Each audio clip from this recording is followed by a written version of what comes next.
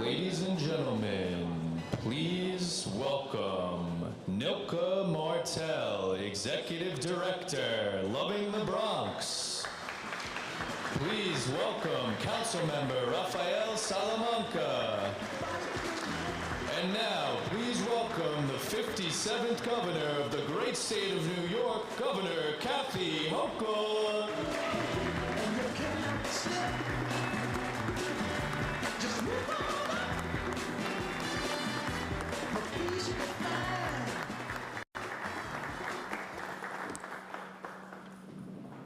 The basic foundation of life is the ability to breathe and to nourish one's body. For parents in the Bronx, these rights are elusive and for many unattainable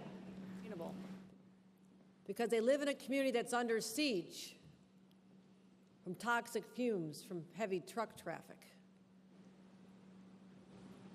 Today we're going to talk about what the state of New York is doing to address that and help these families raise their children in a healthy, safe environment with access to the finest food distribution place in the world here at Hunts Point. So I want to thank everybody for joining us here this morning. It's great to be back in the Bronx. The celebration of 50 years of hip-hop is going to go on forever. Looking forward to the 75th, the 80th. I know a lot of you will be joining me with those as well, but we were just here last week ago, on a Friday night, at a great celebration at Yankee Stadium. We won't say any more about the Yankees right now. But I love them. But why we're back here is talk about a transformation of Hunts Point to make our commute smoother, the roads smoother, the streets safer, and ultimately make the air cleaner. And I want to thank people here at this YWCA. This is an extraordinary gathering place for the families and the children who deserve to have the best in life, because why not? Here is a place children can just be kids again, and families can connect. I want to thank everyone here at La Centrale for giving them this gift. And I want to thank many who are involved in bringing this together. And I know our council member Salamanca, who you'll be hearing from, wanted to make sure that this happened as well and was a driving force. Also great to see, and I'll be introducing him in a minute, great friend of mine, our former borough president, Ruben Diaz Jr., who's been involved in all these important projects. We talked for many, many, many years about not just your love for the Bronx, but the necessity of giving the Bronx more. And we'll do that. We'll do that, but thank you for your leadership. Also, Marcos Crespo is here, a former Assembly member who was in office when I started as lieutenant governor. We had a chance to paddle the Bronx River together and to explore all the wonderful sights, and this truly is a beautiful, beautiful place. Thank you. Nicole Martel, you'll be hearing from her, the executive director of an organization that we all agree with. It's called Loving the Bronx. How can you not love the Bronx? And let's thank her and all her allies and supporters and members for what they do. We also have the executive director of the YMCA of Greater New York has joined us. Michelle Gattis. I want to make sure I get that right. Where are you again? Did I get that right? All right, thank you. My name is always mangled, so I'm a little sensitive about this, so I want to make sure I get yours right. Amanda Farias, I want to thank our council member for joining us as well. Selvina Brooks Powers, who has also joined us. Councilor Brooks Powers is also the chair of the Transportation Infrastructure Committee, so that's why she has joined us here today. So many people have joined us. But this place is really a treasure trove of history. There's so much to explore and to celebrate about the Bronx. And part of that great history is the Hunts Point produce market. It is truly the beating heart of the bustling food trade here in our city, our state, and the nation.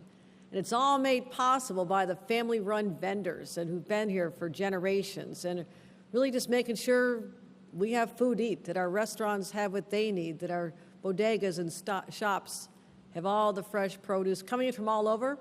I'm always happy when I'm touring and I see the boxes coming in from upstate New York. Let's keep taking care of our own upstate, our farmers, our growers as well. But this has been serving the city for over 233 years. That's extraordinary. And you think back to that time, you know, the cobblestones, and the horses, and all the noise they made. It doesn't compare with what people are dealing with today. The clicking sound of hooves on cobblestone is vastly different than what happens when large semi-tractors and trucks come through this neighborhood all the time. So there's been a huge change. And in 1967, this market that was in this area moved to Hunts Point, and it really has become a vital economic driver, a great job creator. Over $2 billion of economic impact every year. That's extraordinary. And it is the largest produce terminal in the world. I mean, this is the Bronx. This is New York. We're always going to be the best. And that's a huge point of pride for us, the fact that 60% of food in our city runs through this place, nourishing over 23 million people. But also with all this economic activity, which is good on this side, there's an impact. Because how does all this produce get there? It's not being dropped in by drones, I can tell you that much, at least not in these days. It's coming in by trucks. And that economic activity means a lot of truck traffic. Over 78,000 vehicles travel to Points Peninsula every single day. But it's not just right there, the destination. 13,000 trucks are on local roads as well. Who's on these local roads? Kids want to play, seniors, moms pushing strollers. So this creates safety issues, traffic congestion, and my God, a lot of air pollution. So while the driving force is really the community, and the community is this market, the driving trucks have had a real impact on this neighborhood. It's unfair. It's unfair for parents to worry about their kids playing outside in this environment, but are fearful of the tractor trailers that are on the same roads. It's unfair for that essential worker who had a long night, maybe double shift, wants to go home and get a good night's sleep and just hears a lot of noise. All they want to do is catch up for the next day. And our seniors who want to go out for a walk. And any community member who just wants to take that deep breath of air and enjoy it. Something we take for granted in other communities, but not here. And truck traffic is the primary culprit for the poor air quality in this area. In fact, this has been called a pollution hotspot. Now, I know the Bronx is a hotspot, but I don't want it to be a pollution hotspot. And it is, thank you. It has higher asthma rates than anywhere else in the city. And I will take note that it's not a coincidence that this is a community of color. When we talk about environmental racism, people knew what was going to happen, but there was this benign neglect, not expecting people to stand up and complain. You just have to endure it. Decision makers over many decades have put in place policies that have harmed black and brown New Yorkers. And this long practice of redlining and discriminatory practices, land use practices, have put Hunts Point and neighborhoods like this throughout the city at a structural disadvantage. My friends, that changes today. Today we're going to take back our community, take back our air and our sidewalks and our streets, and make sure that everyone who calls this wonderful community home will have a better outcome, a better life, because they deserve it. We're going to be making changes. Thank you. We're making necessary changes to our infrastructure, and not just here, but all over New York, righting the wrongs of the Robert Moses era past. We are doing this all over New York. I talk about the Bronx when I'm talking about money to heal the black and brown community of the east side of Buffalo, where I come from, my neighborhoods. Syracuse, the same. Back in the 50s and 60s, they put the highways right through these black neighborhoods because they knew they didn't have the political clout to stop it, number one. And this was when they were trying to expedite the white flight from the cities. And these cities were never the same again. Until now, with my administration, we're going to heal them, bring them back together. So I talk about the Cross Bronx Expressway in the same breath as I do other places. Say, this is what we're going to do, and it is long overdue. So that's what we're doing here today. Thank you. $1.7 billion. The Hunts Point Improvement Project creates a direct route. Now, why didn't they think of this before? A direct route to the Hunts Point market. This will increase safety, reduce air pollution, and it'll help some of the highest asthma rates in our city and our state. Now, last October, we talked about how we completed phase one. Progress. People starting to say, this is actually going to happen. Because there's a lot of cynicism out there. A lot of people see plans come and go, a lot of talk from politicians for a long time, right? So they're going to say, well, show me. Let me see proof you're going to do this. And I understand that. I really do. Last year, we redesigned the highway network to allow for removing traffic from local streets, reduce truck idling. But today I'm proud to announce we're about to reach another milestone. Phase 2 will be completed next month, ahead of schedule and under budget. So we're moving ahead. We are moving down the road. Phase 2 will have rehabilitated key sections of the Bruckner Expressway and Bruckner Boulevard to create even more direct routes. We've widened the roadways and exit ramps to keep cars on the highways and off the streets. Just take a look at these renderings. This is the transformation we're talking about. We've also built a shared use path under the Bruckner Expressway, connecting Garrison Park and Concrete Plant Park, and I love to ride my bike. And we talk about creating safe, healthy activity for kids and anybody who just wants to get around and avoid the traffic. You can now walk safely, ride your bike safely, and we're going to do that to make sure that our pedestrians and our bicyclists get access to this exercise and this other means of transportation, their legs. So this is not the only way we're trying to bring environmental justice to the Bronx. We have some other good news to share today. We're committing $10 million more to transportation initiatives across the borough to invest in zero-emission school buses.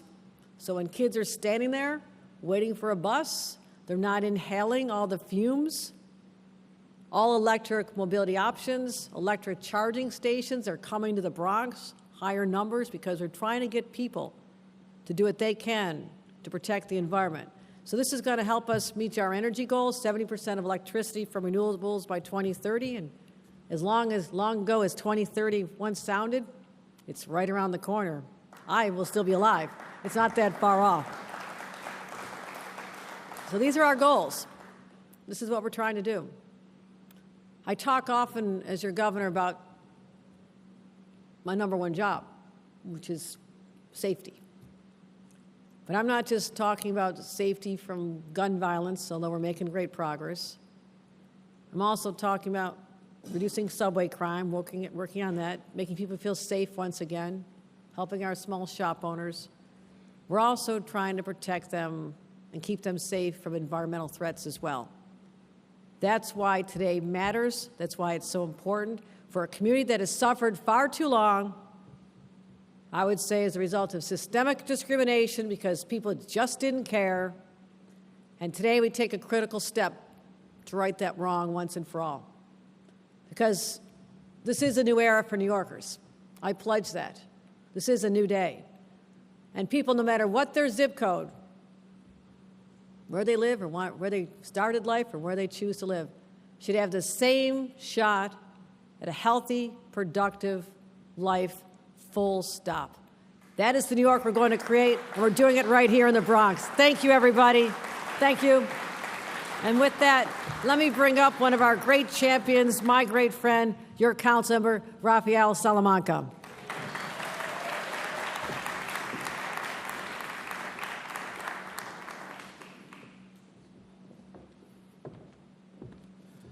All right, good morning, buenos dias. I want to start off by thanking our host, the Y, for hosting us today. Please give them a big round of applause. La Central was one of the first projects that I approved when I came into the council in 2016, where we approved 900 units of 100% affordable housing. And of course, we have this beautiful gem. And Governor, in the borough of the Bronx, we have two Ys, one here in the South Bronx and one further up north, but this one's better, right? Right, Ruben? We say that always.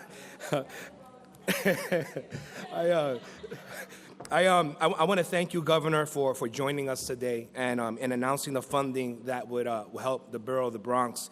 And most importantly, when you took the reins, ensuring that the Bruckner, the Sheridan Expressway was completed. And phase 2 of this project, honestly, is a dream come true. And I just want to say thank you for your steadfast leadership on this project. This project has been a long-time passion project for me.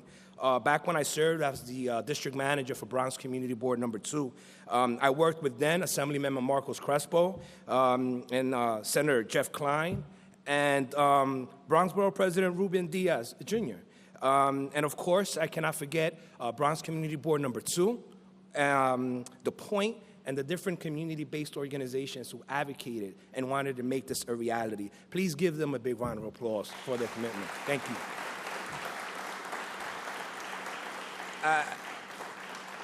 As a freshman council member, I continue this work advocating for the $1.7 billion in funding to fix up the Sheridan Expressway to the Sheridan Boulevard. When opposition arose for this proposal, my office worked with the advocates and educating them on why this was the right plan at the right time. And here we are completing phase 2. While my office has done a lot of work in my professional capacity advocating for this project, I also have a personal interest in seeing this go through. See, my father worked in the Hunts Point produce market for 18 years. Myself, being born and raised in the Hunts Point and Longwood community, I am an asthmatic. So is my son Aiden, who's with us in the crowd. And due to this horrible environmental effects left by trucks, pollution in the South Bronx, because of the pollution, I have to walk around with my asthma pump every day just in case I get an asthma attack. And there are countless other residents of the Bronx who are living similar stories as myself and Aiden. So addressing the heavy congestion and pollution fumes caused on the Sheridan are extremely important issues for myself and for this community that I love so much. When Governor Hochul toured my district 2 Fridays ago, we discussed these environmental issues affecting the South Bronx and agreed that truck traffic was the #1 contributor to pollution issues facing our borough, which makes this announcement with her today all the more meaningful. And as the council member representing this area, I was proud to speak when announcing phase 1 of this plan. For those of you that don't know, phase 1 included ramps in and out of the Hunts Point community so that we can remove the truck traffic from driving in through our community.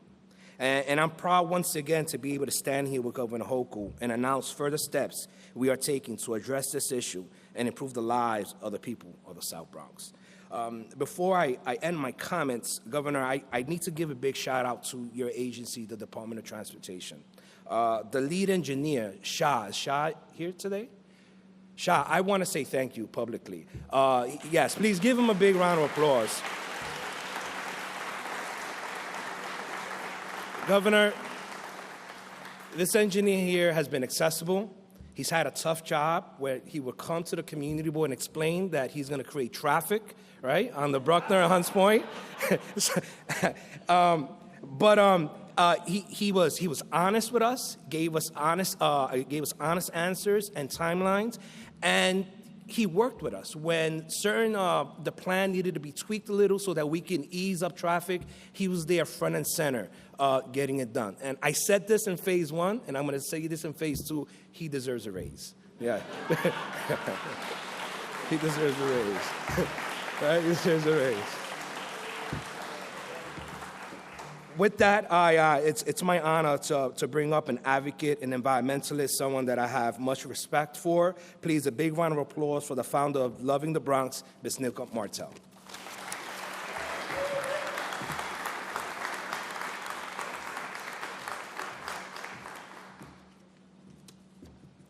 Good morning. Welcome to the Bronx. You could do a little better than that.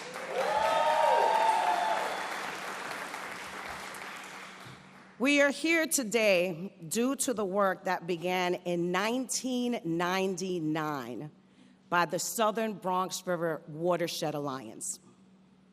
The alliance was composed of 4 Bronx-based non-for-profits: the Point CDC, Youth Ministries for Peace and Justice, Mothers on the Move, and Nos Quedamos, along with 2 citywide advocacy organizations, the Tri-State Transportation Campaign and the Pratt Center for Community Development. The Alliance engaged thousands of local residents and stakeholders in creating a land use and transportation plan for the Sheridan Expressway corridor. Their community plan for the Sheridan Expressway provided a framework to address environmental issues and meet the community needs through land use modification and safer traffic routes. Their organization and advocacy efforts resulted in New York State's Hunts Point Access Project. While the fulfilled plan did not fully reflect the community's preferred plan or embody its core elements, we have had huge successes. The expressway converted to a boulevard, measures for storm water management and green infrastructure, and the development of Garrison Park. If you haven't visited the Bronx River Greenway, let me know. We will arrange for that. With the completion of Phase 2, we're going to see traffic flowing directly into Hunts Point, shared spaces for cyclists and pedestrians along Bruckner Boulevard, and additional investment in an electric vehicle infrastructure to the Hunts Point area and zero-emission school buses. I joined the Alliance's efforts back in 2012, and we may not have seen all of our ideas incorporated, but in true Bronx fashion, we definitely made an impact. In a borough that continues to be negatively impacted by the legacy of Robert Moses, we thank the governor for her commitment to these infrastructure projects, and we look forward to working with you on continued investment to the Bronx, particularly advancing the campaign to cap the Cross Bronx to the state's priority projects. Let's make sure that we continue working together, community and government, to co-create our own legacy during this post-Moses era. Thank you. That concludes our speaking program. Please remain seated for a photo. Thank you. So hush not, child, and don't cry. Your folks might understand you by and by. Move on up and keep on wishing. Remember your dream is your only scheme, so keep on pushing.